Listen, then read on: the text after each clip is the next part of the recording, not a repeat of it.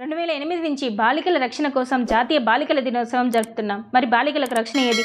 పాలకులు పైకేమో బేటీ బచావో బేటీ పడావో అంటున్నా చిత్తశుద్ధి లేకపోవడంతో పరిస్థితుల్లో మార్పు రావడం లేదు, బాలికలకు భరోసా కలగడం లేదు. మన దేశంలో ఆడపిల్లలు అనేక వివక్షతలను ఎదుర్కొంటున్నారు. ఎన్ని చట్టాలు వచ్చినా, ఫోక్సో చట్టం, బాలికల సంరక్షణ చట్టాలు వచ్చినా రక్షణ కల్పించలేకపోవడం మాత్రం చాలా బాధాకరం. 2023 ఒక్క సంవత్సరంలోనే 1,20,00,000 బాల్య వివాహాలు జరిగినట్టు నివేదికలు చెబుతున్నాయి. మరి పేదరికం కారణంగా ఉన్నత విద్యను అభ్యసించకుండా చాలామంది అమ్మాయిలు చదువుకు దూరం అయ్యి చిన్నతనంలోనే బాల కార్మికులుగా మారిపోతున్నారు. కుటుంబ పోషణకై పని మనుషులుగా మారిపోతున్నారు. పని ప్రదేశాల్లో భద్రత లేక లైంగిక వేధింపులకు గురవుతున్నారు. అక్రమ రవాణాకు కూడా గురవుతున్నారు. నేటికి ప్రతిరోజు పదుల సంఖ్యలో బాలికలపై అఘాయిత్యాలు జరుగుతున్నాయి. మరి ఇంత జరుగుతున్న ప్రభుత్వాలు చట్టాలను పూర్తి స్థాయిలో అమలు చేయడం లేదు. దేశ ఆర్థిక వ్యవస్థను బలోపేతం చేయడంలో బాలికల పాత్ర కూడా ఉందని పాలకులు గ్రహించాలి.